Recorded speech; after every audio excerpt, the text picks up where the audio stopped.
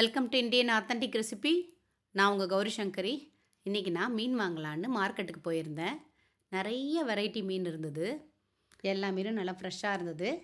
அதில் குழம்பு வைக்கிறதுக்கு எது நல்லா இருக்கும்னு பார்த்து கேட்டு வாங்கிட்டு வந்திருக்கேன்.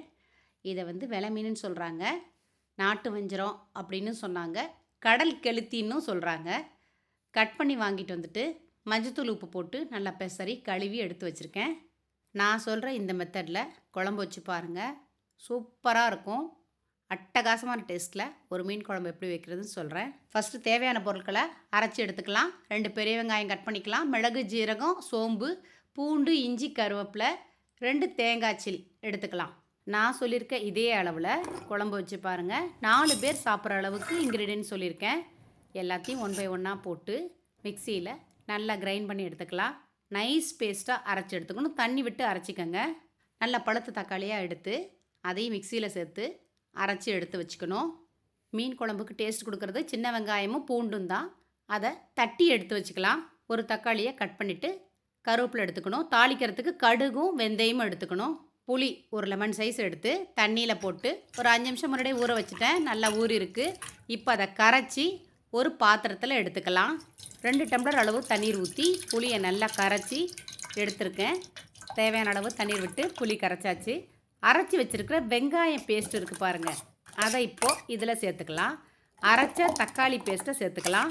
அதோட 1 ஸ்பூன் மிளகாய்த்தூள், 1 ஸ்பூன் மல்லித்தூள், 1/4 ஸ்பூன் மஞ்சள் தூள். நான் வைக்கிற மீன் குழம்புக்கு ஒரு டேஸ்ட் கொடுக்குறதே இந்த ரசப்பொடியும் சாம்பார் பொடியும் தான்.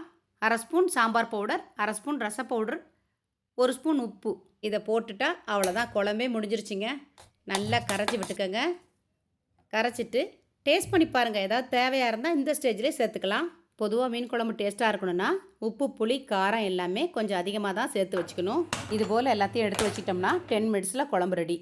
ஸ்டவ் ஆன் பண்ணிட்டு ஒரு பேன் வச்சுக்கோங்க. அதில் நல்லெண்ணெய் அல்லது கடலெண்ணெய் சேர்த்துக்கோங்க. ஆயில் காஞ்ச பிறகு கடுகு, வெந்தயம் தாளிச்சுக்கணும். தட்டி வச்ச பூண்டு, வெங்காயம், கருவேப்பிலையை சேர்த்து நல்லா வதக்கி விட்டுக்கணும். பூண்டு வெங்காயம் வதங்கின உடனே கட் பண்ணி வச்சுருக்கிற ஒரே ஒரு தக்காளி அதை சேர்த்து அதையும் நல்லா வதக்கி விட்டுக்கணும்.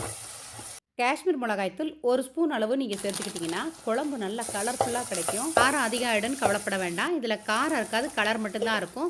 கரைச்சி எடுத்து ரெடி பண்ணி வச்சுருக்கிற குழம்பை இதோடு சேர்த்துக்கலாம். ரொம்பவும் திக்காக இருந்தால் தேவையான அளவு தண்ணீர் சேர்த்து கலந்துக்கங்க. 2 பச்சை மிளகாவை லைட்டாக கீறிட்டு போட்டு தட்டு போட்டு மூடி வச்சிடலாம். மீடியம் ஃப்ளேமில் வச்சு 10 நிமிஷம் போல் நல்லா கொதிக்க விடணும். நல்லா கொதிச்சிருச்சு. இப்படி கொதித்த பிறகு தான் மீனை சேர்க்கணும். கழுவி எடுத்து வச்சுருக்கிற மீனை அப்படியே சேர்த்துக்கலாம்.